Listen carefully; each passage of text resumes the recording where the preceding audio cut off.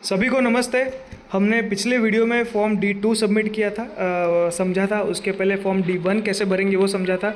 आज हम form D3 के बारे में देखेंगे। ड्रोन ट्रांसफ़र करने या ड्रोन को डी रजिस्टर करने के लिए ये फॉर्म D3 होता है।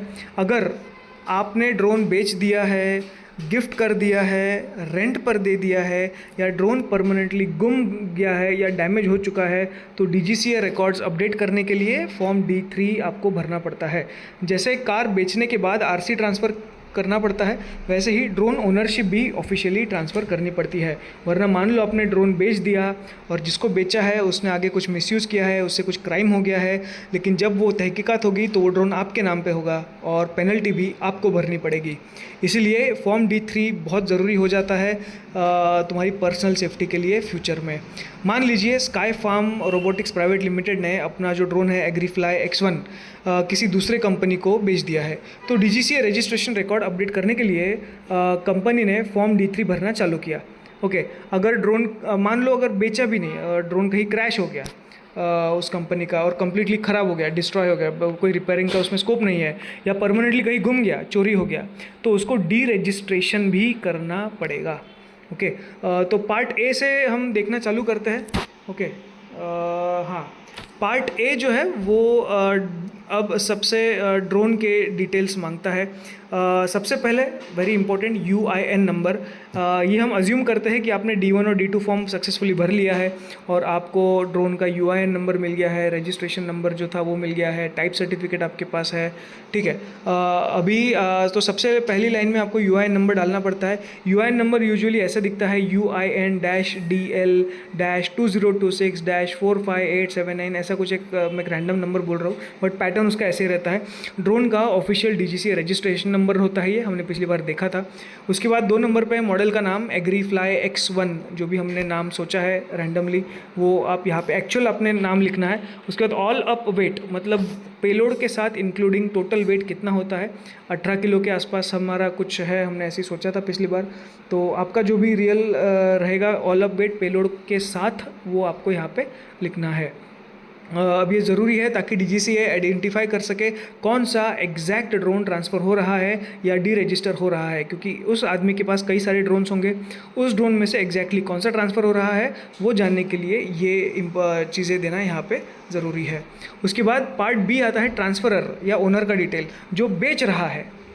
ओके, जिसके पास ड्रोन पहले था, जो बेच रहा है या जो डी रजिस्टर कर रहा है, उसकी यहाँ पे डिटेल्स लगेगी।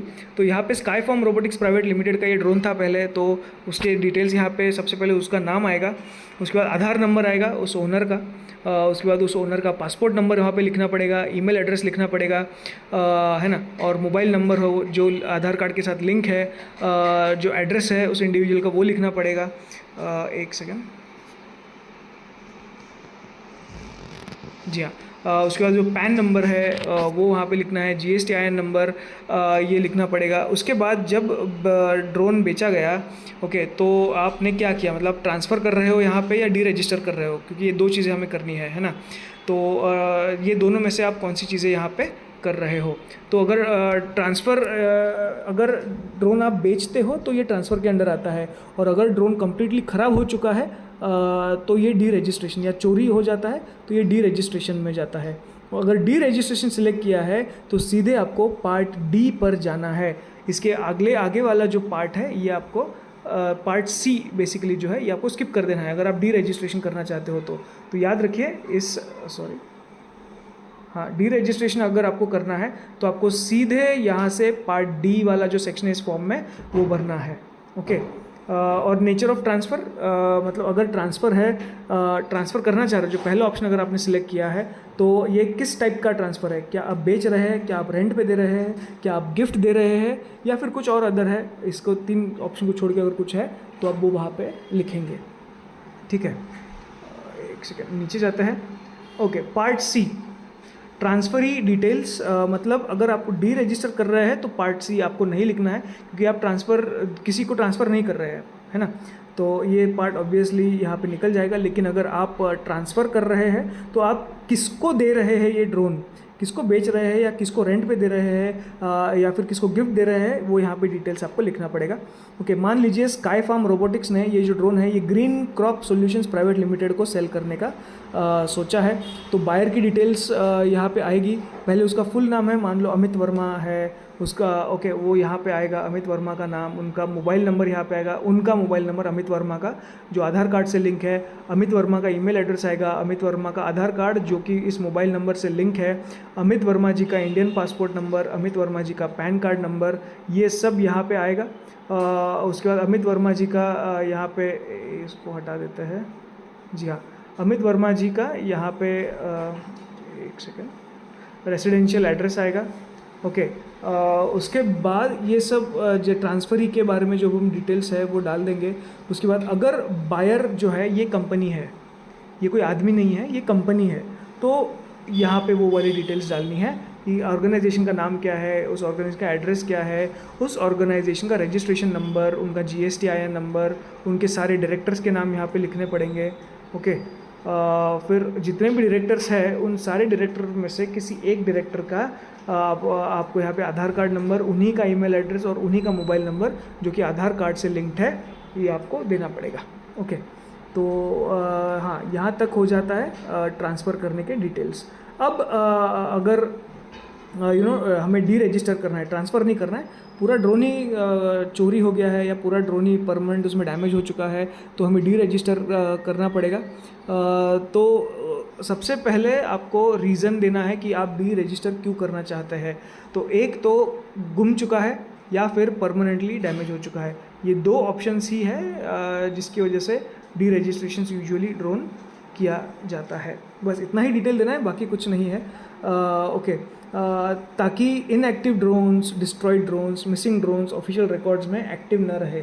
ओके, वरना फिर एक्टिव ड्रोन्स में से, इन सारे ड्रोन में से एक्टिव ड्रोन को निकालना बहुत मुश्किल हो जाएगा। बाद में सिंपल दो चीज़ें हैं जो फॉर्म D1 और D2 में भी थे, ट्रांजैक्शन नंबर और फ़ी रिसीट। इसके जो 100 रुपये वगैरह आपको भरने पड़ने हैं, प्रोसेसिंग चार्जेस, इसका 100 रुपये भरने के बाद एक ट्रांजैक्शन नंबर डेवलप होता है, वो ट्रांजैक्शन नंबर देना है और फ़ी रिसीट जो जनरेट होगी उसको यहाँ पे अपलोड कर देना है। ओके, अब एप्लीकेंट फाइनली ऑफिशियल डिक्लेयर करेगा कि दी गई सारी इन्फॉर्मेशन सही है। अगर fake transfer, false ownership, manipulated deregistration किया गया है तो लीगल एक्शन हो सकता है, ये यहाँ पे डिक्लेयर किया जाता है। ठीक है, तो form D3 basically drone ownership update करने के लिए ये फॉर्म है। इट हैंडल्स 2 मेजर थिंग्स, एक तो ओनरशिप ट्रांसफ़र करना या ड्रोन को डायरेक्टली डी रजिस्टर करना, क्योंकि फ्यूचर ड्रोन इकोसिस्टम में हर ड्रोन डिजिटली ट्रेसेबल होना चाहिए, है ना। जैसे vehicle RC transfer, vehicle scrapping records maintain होते हैं, वैसे ही DGCA drone life cycle tracking maintain करना चाहता है। तो फॉर्म D1 हमने देखा था ड्रोन मॉडल को अप्रूव करने के लिए यूज़ होता है। फॉर्म D2 जो है ड्रोन को रजिस्टर करने के लिए और ड्रोन का UIN नंबर हासिल करने के लिए होता है। फॉर्म D3 जो है ये ड्रोन की ओनरशिप चेंज करने के लिए या डी रजिस्ट्रेशन करने के लिए यूज़ होता है। ठीक है, यह दिखाता है कि ड्रोन्स अब टॉयज़ नहीं रहे हैं बल्कि प्रॉपर एविएशन एसेट बन रहे हैं। तो फ्रेंड्स, फ्यूचर ड्रोन इंडस्ट्री में सिर्फ उड़ाना इम्पॉर्टेंट नहीं होगा बल्कि प्रॉपर रजिस्ट्रेशन, ओनरशिप ट्रैकिंग और लीगल कंप्लायंस भी इक्वली इम्पॉर्टेंट है। तो अगले वीडियो में हम D4 फॉर्म भरेंगे या भरना उसको समझेंगे कि बेसिकली D4 फॉर्म है क्या, कब लगता है, कैसे भरना चाहिए, कौन भरेगा, वगैरह वगैरह। तब तक के लिए ड्रोन बेसिक्स एंड बियॉन्ड में बने रहिए। मिलते हैं अगली बार। Thank you.